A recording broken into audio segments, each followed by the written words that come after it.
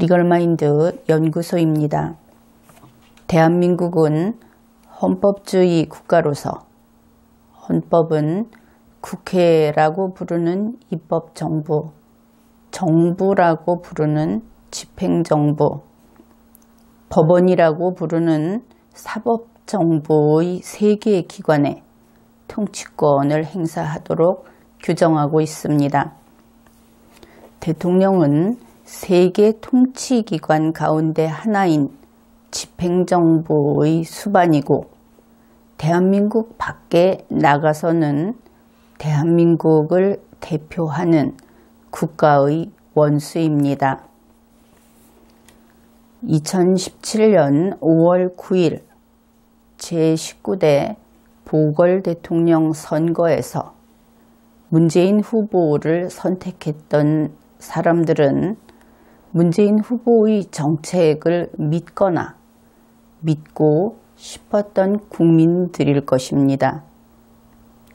그때 홍준표 후보를 선택했던 사람들은 홍준표 후보의 정책을 믿거나 믿고 싶었던 국민들일 것입니다. 그리고 선거가 끝난 후 2017년 그 당시 우리 5천만 국민 가운데 그 누구도 문재인 씨가 제19대 보궐대통령이라는 것, 그가 헌법이 규정한 임무를 수행해야 하는 공무원이라는 것을 부정하지 않았습니다. 그런 의미에서 우리 국민들은 문재인 보궐대통령을 아끼고 사랑했다고 할 수 있습니다. 그러나 문재인 후보에 대한 우리 국민의 사랑과 문재인 보궐대통령에 대한 우리 국민의 사랑은 그 성격이 확연히 다르다는 것을 명백히 인식해야 합니다. 우리 국민들은 2017년 5월 9일에 문재인 후보를 선택함으로써 믿음을 보여주었고 혹은 그보다 조금 늦게 그의 당선이 확정된 이후에 그를 보궐대통령으로 인정함으로써 믿음을 보여주었습니다. 국민들로서는 이미 줄 것 다 준 상태라고 할 수 있습니다. 2017년 5월 9일 이후로 문재인 보궐대통령이 정책으로 제시한 비전을 실천함으로써 물론 헌법과 법률 안에서 해야 하겠지만 5천만 국민의 이러한 신뢰에 보답할, 응답할 차례가 된 것이지요. 따라서 여전한 국민들의 사랑은 문재인 보궐대통령이 그 이후로 계속 헌법과 국민에 충실한가 한 것을 냉철하게 지켜보는 모습으로 나타나게 되는 겁니다. 무조건 그를 지지하고 그가 하는 것은 그가 했기 때문에 옳다고 하고 하는 그와 같은 거의 이성을 잃은 그러한 시끄러운 소음이 잦아들어야 하는 것이죠. 이렇게 선거를 통해서 보궐대통령이 선출되었고 대통령 거리의 문제가 해결됐습니다. 그것이 2017년 대통령 보궐선거의 목적이기도 했지요. 더 이상 대통령의 의자가 비어있는 일은 없게 된 것입니다. 임기 만료로 인해서 헌법 제68조 제1항에 따라 선출된 대통령이든 혹은 대통령 권리로 인해서 헌법 제68조 제2항에 따라 선출된 보궐 대통령이든 그 대통령 선거의 실시 사유가 그 원인이 무엇이든 관계없이 이렇게 선출된 공무원들은 그가 다음 대통령에게 자신의 책임을, 그 지위를 넘겨주는 그날까지 일을 잘해야 하는 겁니다. 대한민국 헌법에 복종하고 대한민국 국가 시스템에 복종해야 하는 것입니다. 대통령이 일을 잘한다는 의미는 헌법과 법률을 준수하는 것이 가장 중요하죠. 그것이 기본입니다. 그 다음에는 그가 임무를 수행하는 기간 동안에 대한민국이 얼마나 진보하였는가 하는 데 대한 평가일 뿐입니다. 국정수행 지지도 66.7% 또는 70%라고 하는 쉬운 말로 인기도로 가지고 그것을 나타낼 수 있는 것이 아니지요. 문재인 보궐 대통령 그리고 문재인 청와대 대통령, 그는 헌법을 준수하고 법률 규정에 따라 충실히 근무하는 법 로봇이었는가? 나의 대답은 그렇지 않다가 되겠습니다. 문재인 씨를 보궐 대통령 혹은 청와대 대통령이라고 구분하는 이유는 여기에서 간략히 소개를 하고 넘어가겠습니다. 제19대 대통령 보궐 대통령 선거로 문재인 씨가 대통령직에 보궐 대통령으로서 취임을 했습니다. 그런데 그때 헌법상 그에게 남아있던 그 자녀 임기는 2018년 2월 24일 자정까지였습니다. 그래서 그때까지는 문재인 보궐 대통령이라고 그의 호칭을 부르고 2018년 2월 24일이 지나서 임기가 만료되었는데 여전히 대통령의 의자를 비우지 않고 있죠. 그러면 여러분 생각을 해보십시오. 지금 우리 헌법은 그 선거가 있는, 대통령 선거가 있는 다음 해 2월 25일이 대통령 취임일로 고정되어 있습니다.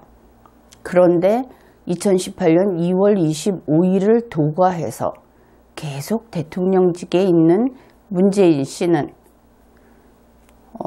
헌법 제68조 제1항에 의한 대통령입니까? 아니면 2항에 의한 대통령입니까? 바로 헌법 제68조 제2항에 의한 대통령이 임기가 만료되었는데 아무 이유 없이, 법적 근거 없이 계속 그 자리를 이어가고 있는 것으로 밖에 평가할 수 없는 것이지요. 그래서 미봉책으로 문재인 청와대 대통령이라고 그렇게 부르고 있는 것입니다. 현재로서는 문재인 청와대 대통령인데 그가 헌법과 법률에 따른 충실한 법 로봇이 아니다, 이렇게 이야기를 했습니다. 왜냐하면 현재 대한민국 집행정부에 심각한 문제가 발생했고 문재인 씨를 중심으로 하는 소위 촛불 청와대가 폭주하고 있기 때문입니다. 헌법에 근거가 없는 촛불 청와대의 권력이 대한민국 대통령과 대한민국 행정부를 집어삼킨 것입니다. 대한민국 헌법은 집행정부를 대통령과 행정부라는 두 개의 기관으로 구성하고 있습니다. 이들 두 개의 기관은 다음과 같은 관계에 있습니다. 대통령은 1인 기관이고 행정부는 주로 장관들로 대표되는 행정각부로 구성됩니다. 그런데 이렇게 둘로 나뉘어 있기는 하지만 집행정부의 정책을 결정하고 그 정책을 시행하는 것은 대통령과 행정부가 단일한 정책을 정해서 시행하고 있습니다. 바로 국무회의라고 하는 심의기구를 통해서 도출된 하나의 정책을 시행하는 것이지요.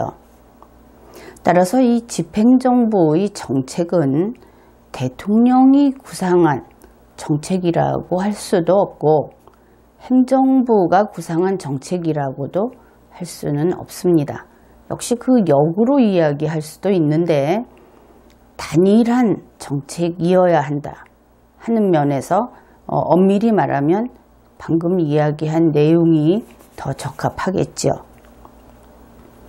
그런데 이렇게 단일한 정책을 만들어내기 위해서 국무회의에서 합의하기 이전에 대통령 그리고 행정부는 각각 자신들의 정책을 미리 구상해 두어야 합니다. 그래서 대통령은 대통령대로, 행정부는 행정부대로 정책 구상을 하게 되는데 이 과정에서 대통령은 해당 업무의 전문기관인 행정부의 협력을 받게 됩니다. 그런데 이때 대통령과 행정부를 연결하는 기관은 국민 여러분들이 인식하고 있듯이 청와대 비서관일 것이다 하는 그런 인식과는 다르게 국무총리가 됩니다. 대통령은 국무총리 또는 국무총리 및 관련 장관의 설명과 조언을 듣고 대통령의 정책 구상을 하게 되어 있습니다. 이 경우 청와대 비서관은 대통령의 지시에 따라 움직이는 단순한 행정공무원입니다. 스스로 독자적으로 판단하고 평가하고 의사결정하는 것을 일체할 수 없는 공무원이다 하는 것이 핵심입니다. 그래서 그들은 정책에 관여할 권한도 없고 또 그들이 정책에 관여하도록 해서도 안 되는 것이죠. 그런 의미에서 청와대에는 대통령 1인만 헌법사항의 기관입니다. 그 이외에 다른 중앙행정기관은 존재하지 않습니다. 그렇기 때문에 행정부로서는 대통령 본인 이외에 청와대의 어느 누구와 정책을 의논해서 결정했다 하는 것은 임무 수행을 잘못한 것이고 그 자체로 직권 남용을 한다든지 또 위법행위를 한 것이 되게 됩니다. 이것이 정상적인 과정인데 그런데 이러한 것과 다르게 만일 청와대의 비서관이 국무총리나 장관으로부터 정보를 제공받고 청와대 비서관이 그 정보를 취합해서 자기가 대통령의 정책 구상안을 직접 마련을 해서 그것을 대통령에게 제시하는 경우에는 어떻게 될까? 대통령이 이 비서관이 마련한 정책 구상안을 보고 내 생각이 바로 그것이다 라고 하면서 그것을 채택하게 되면 그 순간 비서관의 정책 구상안은 대통령의 정책 구상으로 될 것입니다. 그러면 그게 그것이 아니냐? 바로 이 순간에 이와 같은 일을 할 때 청와대 비서관은 대통령을 대행한 셈이 되죠. 그것은 헌법에서 대통령을 1인 기관으로 규정한 데 대한 정면 배신입니다. 위헌인 것이죠. 여기에 더해서 대통령의 정책 구상과 행정부의 정책 구상이 모두 국무회의에서 논의돼서 거기에서 하나의 정책이 도출되는 그러한 그 정상적인 절차가 무시되고 있다면 어떻게 될 것인가? 이 부분도 역시 중요한 문제가 있고 중요한 분야라고 하겠습니다. 만일 대통령의 정책 구상이 나오면 행정부의 정책 구상은 그대로 휴지통에 던져지고 국무회의는 대통령의 정책 구상을 무조건 오케이 하는 곳으로 된다면, 그러면 대한민국 정부의 의사를 심의하는 것은 국무회의가 아니고 대통령으로 되겠죠. 또한 앞에서 보았듯이 대통령의 정책 구상을 정작하는 것은 대통령이 아니라 청와대 비서관이 되고 말 것입니다. 선우를 바꾸어서 아랫사람이 다 만들어 바치고 거기에 윗사람이 도장만 찍어서 내가 한 것이다, 이렇게 해도 되는 것이다 하는 것은 혈통에 의해서, 왕위 계승 순서에 의해서 왕이 되던 시절에는 도리가 없었겠죠. 그러나 오늘날에는 대통령이라는 공무원은 대통령의 직무를 수행할 수 있을 것이 첫 번째 조건입니다. 일을 할 수 없는데 그 사람이 좋아서 대통령으로 만든다고 하는 것은 애초에 성립하지 않는 것이죠. 그래서 대통령으로 재직하는 중에도 직무수행 능력이 없으면 신속하게 그를 파면해야 하는 것입니다.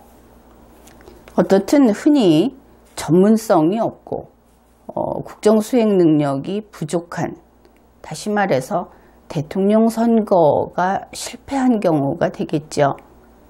유권자가 잘못 판단했다든지 혹은 후보자에게 속았다든지, 바로 그러한 대통령의 재임기에 이런 현상들이 나타나는데 2018년 현재 대한민국 정부도 바로 이런 상황이다 할 수 있겠습니다. 더 나쁜 것은 문재인 청와대 대통령의 그 독특한 그 특징에서 또 나타나 있습니다. 문재인 청와대 대통령의 특징은 청와대 비서관이 여럿이라는 것입니다. 여기서 비서관은 사람 숫자를 말하는 것이 아닙니다. 흔히 말하는 바로 이와 같은 청와대 비서관들의 집단, 그것 비슷한 게 여럿 있다, 이런 뜻이지요. 그는 비서관 집단 이외에 다수의 위원회 집단을 경영하고 있습니다. 그렇기 때문에 비서관의 정책 구상안 이외에도 위원회의 정책 구상안이 모두 그대로 대통령의 정책 구상안으로 되고, 정책 구상으로 되고, 또 그것이 곧바로 집행정부의 정책 구상으로 되는 이러한 악순환이 계속되고 있는 것이죠. 사실 우리 대한민국 국민들은 2017년 5월부터 행정부가 사라졌다 하는 것을 눈치챘습니다. 장관이 사라지고 국무총리가 사라진 것을 알아차렸던 것이죠. 그리고 장관이나 국무총리가 해야 할 일을 청와대 수석 비서관들 또는 수많은 위원회가 그것을 맡아서 처리하는 것을 알고 있었습니다. 그리고 2018년 현재 대한민국 국민들은 대통령이 사라졌다 하는 것을 종종 발견하곤 합니다. 이제 알아서 잘하겠지라고 할 단계를 넘어선 것이 분명하지요. 문재인 후보에 대한 우리 국민들의 사랑과 문재인 보궐 대통령 그리고 문재인 청와대 대통령에 대한 우리 국민들의 사랑은 확연히 다른 것이다 하고 이야기를 했습니다. 문재인 씨가 대통령 보궐선거의 후보였을 때 41%나 되는 투표 참가자들의 41%나 되는 사람들이 그에게 무조건적인 사랑을 주었습니다. 왜냐하면 그렇게 하지 않으면 선거에서 승리하지 못할 테니까. 그래서 무조건적인 사랑을 준 것이지요. 그런데 그렇게 대통령으로 뽑아놓고 보니까 그는 구름을 타고 하늘로 올라갔습니다. 문재인은 대통령 종족이 되었고 우리 국민들과는 혈통이 다른, 신분도 다른 그런 존재로 되고 말았습니다. 현재 그는 문재인 자신이 손가락질을 하던 독재자의 얼굴로 우리 국민들에게 명령하고 있습니다. 나에게 자비를 빌어라. 나는 지켜야 할 헌법도 없고 법률도 없는 청와대의 정복자다. 스스로 촛불혁명이 받들어서 세운 그래서 세계 평화를 이루어낼 그런 존재라고 이야기하고 있습니다. 문재인 후보를 사랑했던 국민 여러분, 문재인 후보를 사랑하지 않았던 국민 여러분, 2018년 현재 우리는 모두 하나입니다. 우리는 대통령의 종족이 아니라는 점에서 우리는 전제 정치를 거부하고 모든 독재를 용납하지 않는다는 점에서 하나입니다. 그가 보통 독재자이든 문재인이라는 독재자이든 상관없이 독재자를 타도합시다. 이번 회에는 여기까지 하겠습니다.